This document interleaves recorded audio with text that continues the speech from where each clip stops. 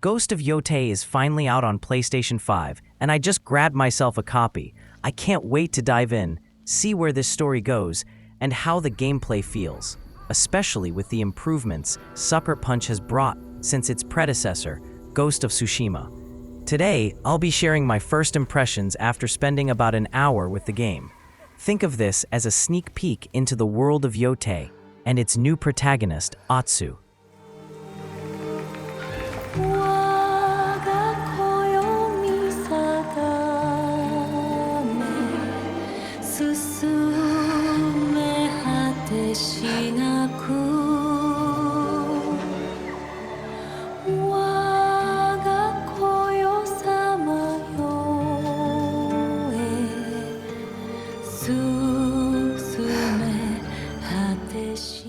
So let's jump right in, starting with the story. I came across a video that mentioned the timeline difference between Tsushima and Yotei is roughly 300 years. That makes sense, because the trailers already hinted at something new, the introduction of guns. But here's the real kicker. Unlike Tsushima, Yotei doesn't center around foreign invasions. There are no Mongols this time. Instead, the story leans heavily into something more personal, revenge. And this is exactly why I admire Sucker Punch's writing. They always create stories that make you care. With Tsushima, the theme was about love for country, honor, and the painful choices of breaking that honor to fight back harder than your invaders. But here in Yotei, there's no moral dilemma. It's simple, it's raw, it's a mission to avenge Atsu's family. Truth be told, that's what hooked me on games like Watch Dogs. Revenge stories might be old-fashioned, but they're powerful. They keep you invested. They give you a reason to keep pushing forward. What makes it hit even harder is how the game draws you into Atsu's family life. You feel their closeness, you see their bond, and when that bond is broken, it pushes you deeper into the story, fueling your drive to see this mission through. Just like in Tsushima, Atsu's mission is laid out right from the start. Hunt down the Yotei Six, the ones responsible for her family's death, and make them pay. Now, as far as I've gotten, I'm not entirely sure how Sucker Punch has designed the side quests this time around. But if their work on Jin's side stories in Tsushima is anything to go by, I wouldn't worry. They nail bows, and I have a feeling they'll deliver again here. And don't worry, the story details I've shared so far, they're not spoilers. These pieces are part of the world building in Ghost of Yotei, setting the stage for Atsu's journey. Now, let's move on to game mechanics and the parts that really stood out for me. First off, custom difficulty. I've played a good number of games, and I'm not saying I've played every game out there, but this is the first time I've seen something like this. Sure, you've got the usual easy, medium, hard, and even lethal, but then custom. What's so cool about it is that you can actually choose the difficulty of different aspects of the game. Things like enemy aggression, timing windows, enemy damage, even stealth.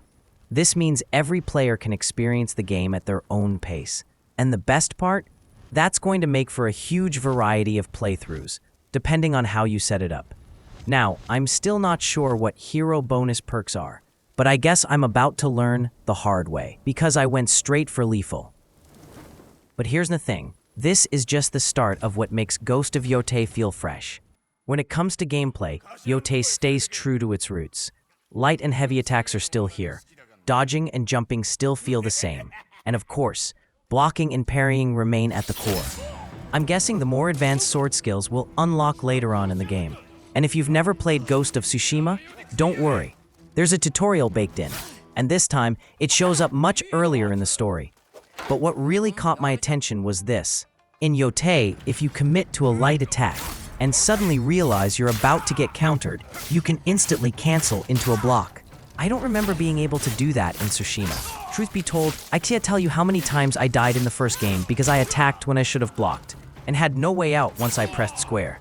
On top of that, at least in lethal mode, enemy attacks are way harder to read. They don't give you those obvious tells anymore. No screams, no flinching windups. You have to stay sharp. In my short run-in with bow users, they do still scream before firing an arrow. And thank goodness for that. Otherwise, you just get shredded by arrows from all screen. So yeah, the foundation feels familiar, but these small tweaks, they make the combat feel sharper, tighter, and way less forgiving. Another new change, parrying. In Tsushima, a clean parry was usually enough to stop an enemy's attack cold. Not anymore. In Yotei, some enemies will keep pressing forward, chaining multiple strikes despite being parried, until you land the one that finally knocks them off balance.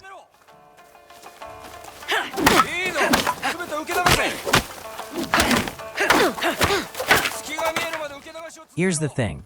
This is a beautiful addition. It makes fights feel way more authentic, like a real sword duel. Back when I played as Jin, I'd sometimes just wait out grunts, standing there until they attacked, just so I could parry them cleanly. That tactic? Gone. Now, you've got to stay engaged, adapt on the fly, react to how each fight flows.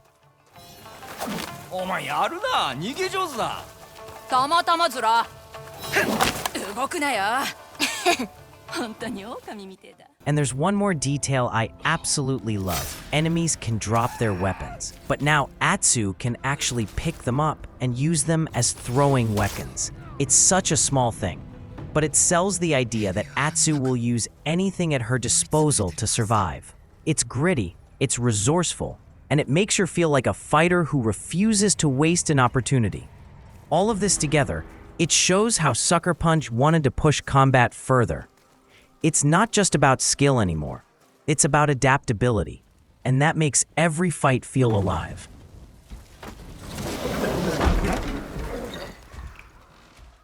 Now let's talk about graphics, animation, and cinematography.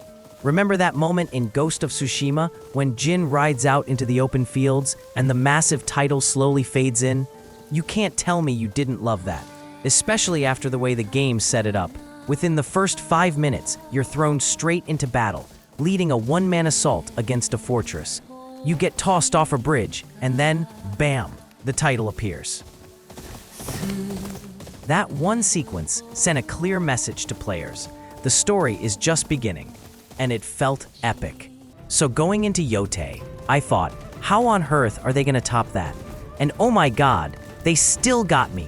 They pulled the same trick. But here's the difference.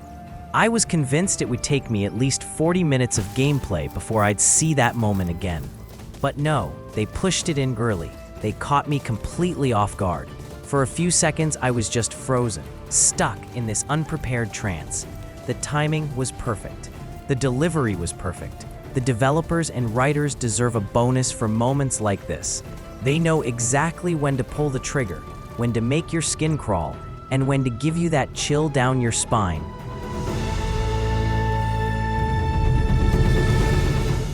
And I love them for it, because once again, they've proven they can make the smallest moments feel absolutely legendary.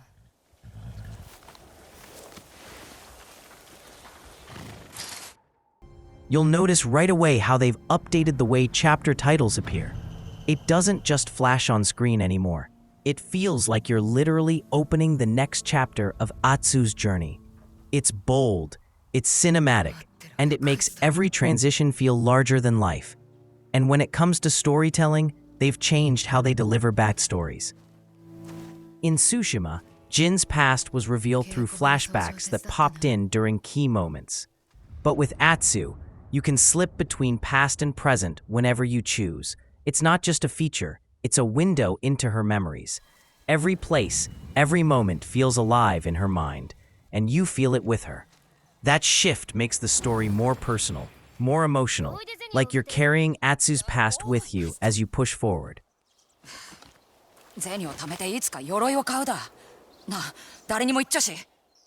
And let's talk about NPCs. Conversations now give you multiple dialogue points to explore. It immediately reminded me of The Witcher 3. Not in a copycat way, but in a way that feels familiar and rewarding. These kinds of touches show that even if Sucker Punch borrows inspiration, they make it their own.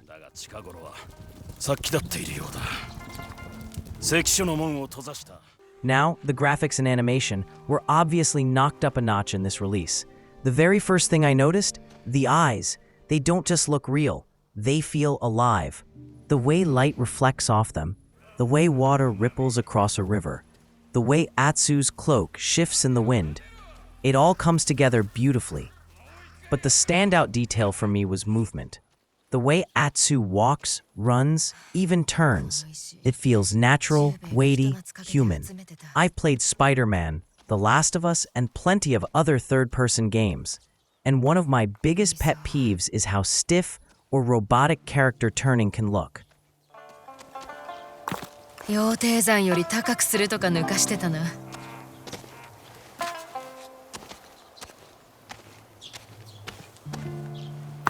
わらべには重いな。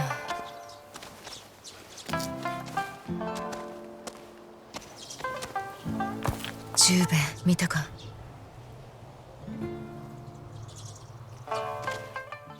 Sucker Punch cracked the code. Atsu moves like a real person, and it completely sells the immersion.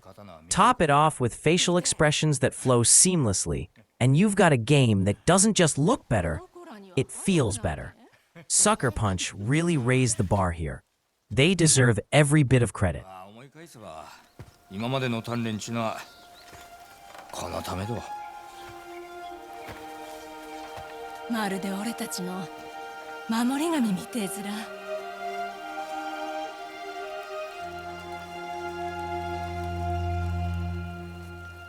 この唾。よくわかったな。Final thoughts. I can't wait to finish this game and watch Atsu's legend carve itself into the history of Yotei. So if you're still on the fence about picking this up, let me be straight with you. This game is worth it. Even if you never played Ghost of Tsushima, don't worry. Yotei feels like a true standalone.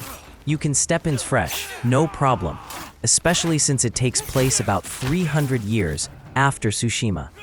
So here's my ask. If you enjoyed this video, give it a like, and if you'd like to support me creating more reviews like this, a subscribe would mean the world. Got a game you're unsure about trying? Drop it in the comments. If I can swing it, I'll play it and share my take. Thanks again for watching, and I'll see you in the next one. 誰だてめえ